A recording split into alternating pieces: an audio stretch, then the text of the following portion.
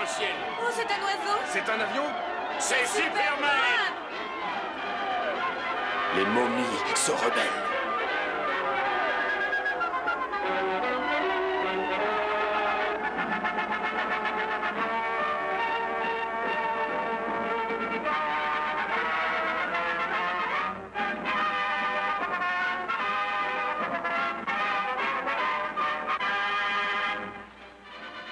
Plus rapide qu'une fusée, plus puissant qu'une locomotive, capable d'aller plus haut que n'importe quel avion, ce fabuleux étranger venu de la planète Krypton, l'homme de fer, Superman.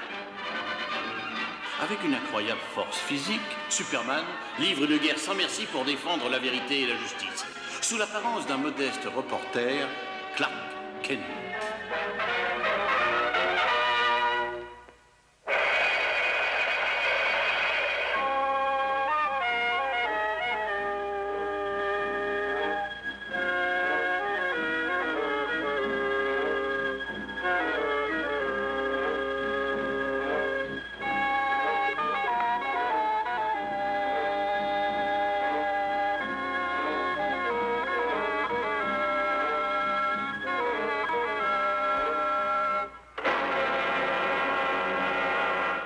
Docteur Jordan? Docteur Jordan!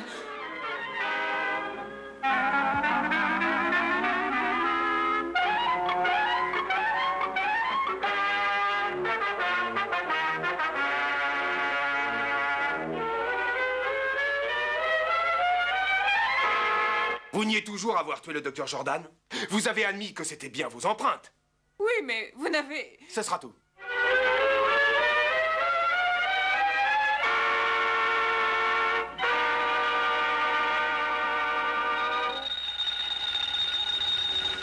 Kent à l'appareil.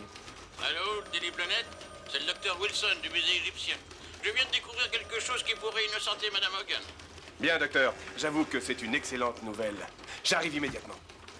Je vous vois plus tard, Louise. À tout à l'heure. Ah oui!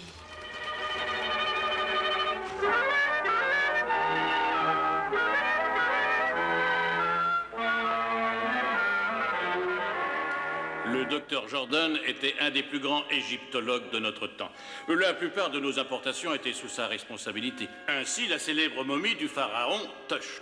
Parmi ses découvertes, j'ai trouvé cette ancienne tablette égyptienne et j'ai ainsi appris qu'elle indiquait l'endroit secret du sarcophage du pharaon et précisait que celui qui dérangera le sommeil éternel du pharaon devra mourir. Cette tablette pourrait donc innocenter Madame Hogan. Venez, s'il vous plaît.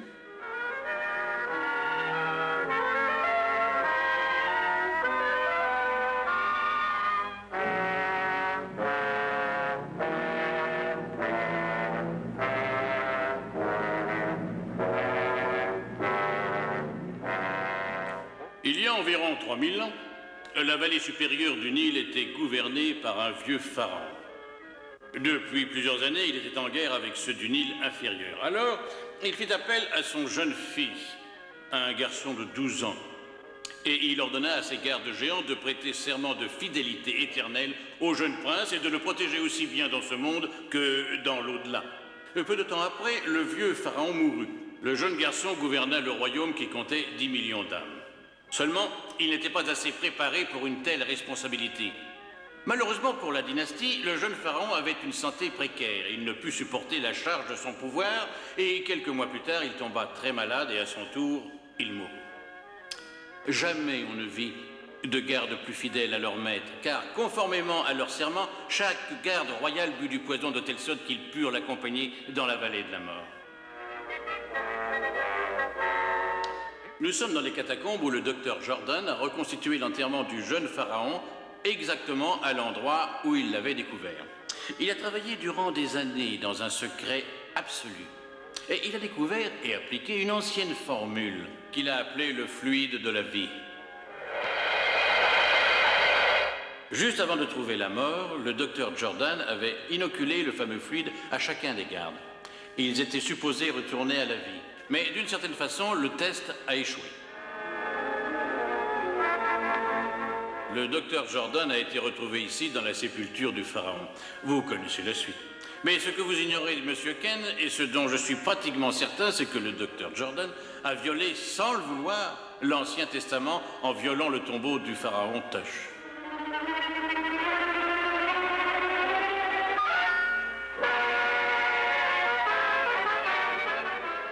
Une aiguille empoisonnée. C'est ainsi que le docteur Jordan a été tué. Et cela élimine la thèse de la culpabilité de Madame Hogan.